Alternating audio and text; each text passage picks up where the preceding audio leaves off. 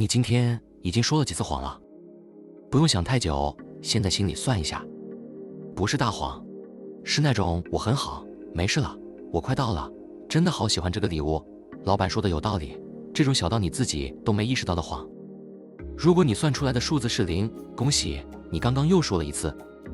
这期看完，你会发现，你那些我是个诚实的人根本不是事实，你那些我很讨厌说谎的人也不是真的。而那个你以为在维护你做人原则的东西，其实从你会说话开始就已经是你最熟练的工具。不是因为你坏，不是因为你虚伪，而是因为整个人类本来就是被谎言一路喂养长大的物种。诚实才是后来被硬塞进来的东西，说谎才是你出场就配备好的本能。欢迎回来，我是瑞。今天我们拆一个几乎每个人都做过，但很少人愿意承认到底有多频繁的东西——说谎。第一层，说谎不是学来的，是你出场就有的功能。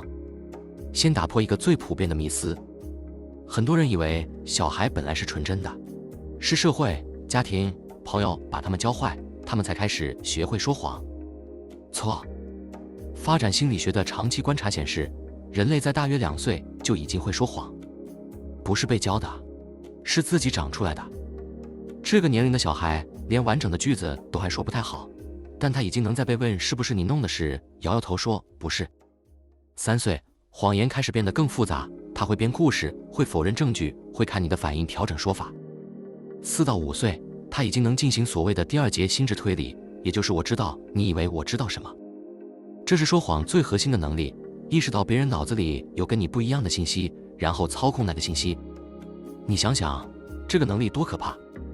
一个还在用尿布的小孩已经可以做这件事，而且不需要任何人教他。这代表什么？代表说谎不是文明的副产品，不是社会把人教坏了，而是说谎这个能力深深写在人类的演化设计里。从演化心理学的角度看，这完全合理。在原始的部落生活里，能说谎的人存活率比不能说谎的人高。藏起食物、隐瞒伤势、虚张声势、夸大功劳，这些行为都依赖说谎。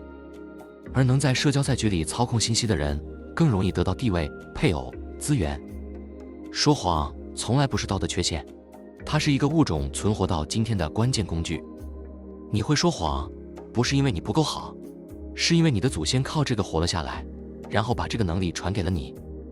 第2层，你的大脑在说谎时，其实在领奖励。很多人以为说谎的时候人会紧张，会不舒服，所以说谎应该是一件让大脑不舒服的事。实际上，神经科学发现的是相反的东西。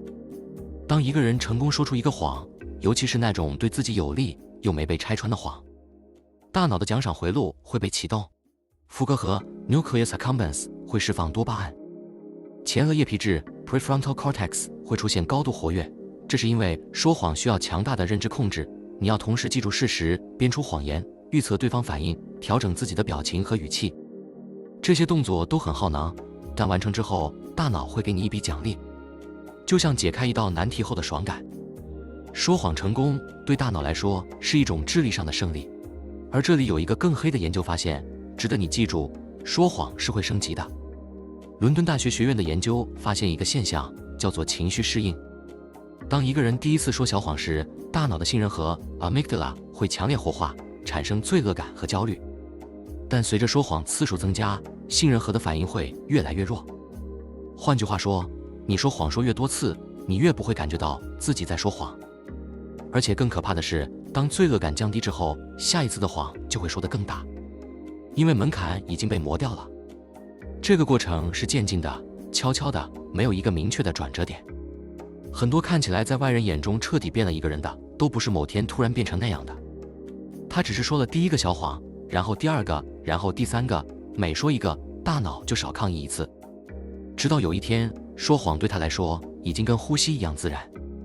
回想你最近一次说谎，可以是任何规模，我已经出门了，没事我不在意，真的很好吃，任何一个都行。然后问自己一个问题，你说那个谎的时候有感觉到不舒服吗？如果没有，那不是你冷血，那是你的杏仁核已经被磨平了。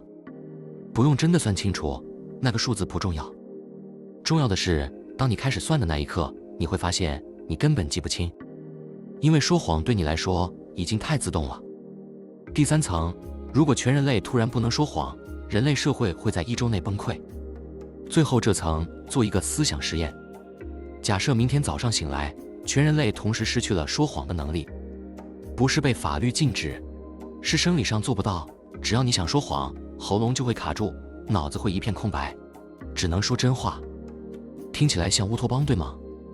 听起来像是一个更好的世界，对吗？我跟你保证，不会超过1周，整个人类社会会彻底崩溃。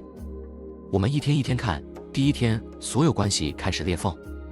伴侣之间第一次真的知道对方对自己外貌的真实想法，第一次知道对方对自己父母的真实感觉，第一次知道对方脑子里有多少次想过离开。办公室里，员工终于告诉老板他真实的能力评价，朋友终于告诉朋友他觉得对方哪里让他不舒服。第1天结束之前，全世界已经有无数场分手、辞职、绝交正在同时发生。第3天，社会基础开始瓦解，政治崩溃，没有任何政治人物可以再说为了人民会谨慎评估、正在处理这类词，因为这些话几乎没一句是真的。外交断绝，没有国家可以再进行任何国际谈判，因为谈判本来就是建立在我不会把所有底牌都翻给你看之上。商业停摆，广告无法播出，因为几乎没有产品能诚实说出自己的缺点之后还卖得出去。法律失灵，所有当事人都会说真话，但真话往往没有人想听，很多正义反而会在这一刻变得更难达成。第5天，连最基本的人际互动都做不下去了，你没办法再说最近还好吗？下次再约，谢谢你的礼物，我很喜欢。这些话之所以存在，是因为它们是社交润滑剂，它们不是为了传递真实信息，而是为了维持人与人之间最基本的距离感和体面。少了这些谎，每一次跟人见面都会变成一场精神酷刑。你会避免见任何人，而对方也在避免见你。第7天，很多人会开始选择沉默，因为说真话太痛了，但又不能说谎，唯一的选择就是不说话。整个世界会陷入一种诡异的安静，人们不再对话，不再表达，不再社交。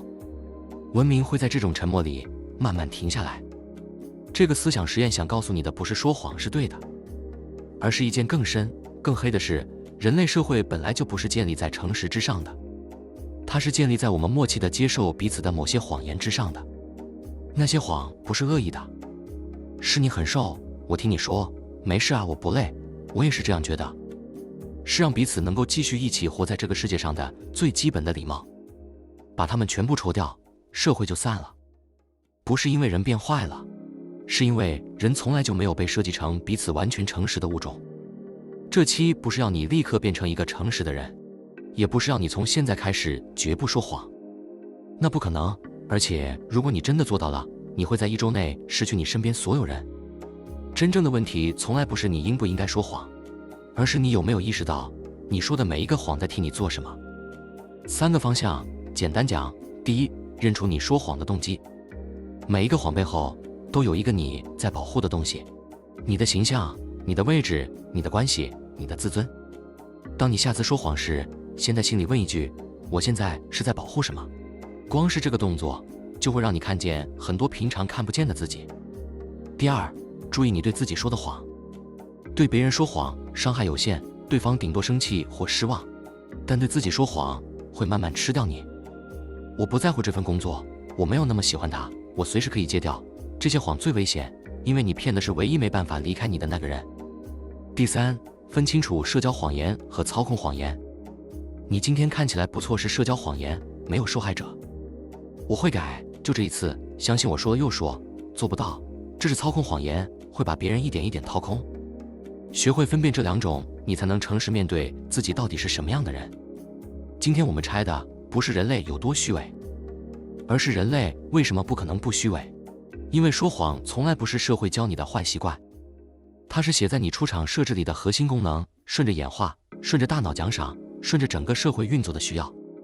从2岁就会说的第一个谎，到信任和被磨平之后越说越大的谎，再到一个没有谎就会在1周内崩溃的世界。有一件事是一致的，人类从来就不是一个诚实的物种，我们只是默契地接受了彼此都在说某些谎。那些谎让我们能继续一起生活，那些谎让世界看起来还算正常，那些谎让你早上能跟同事打招呼，晚上能跟伴侣相处，周末能跟父母吃饭。所以很多人不是不知道自己在说谎，他只是知道，如果他不说，这个世界会比他想象的还要难住下去。你以为你在做人，其实你在演戏；你以为你在维持关系，其实你在维持一套大家都不戳破的剧本。而这个剧本最可怕的地方，不是他让你假，而是他让你连自己什么时候在演，什么时候是真的，都已经分不清楚了。好，今天就先到这里。如果你看完这期，下次再说我没事之前会多听1秒，那这集就值得了。另外，记得订阅这个频道。我是瑞，我们下次见。Look closer.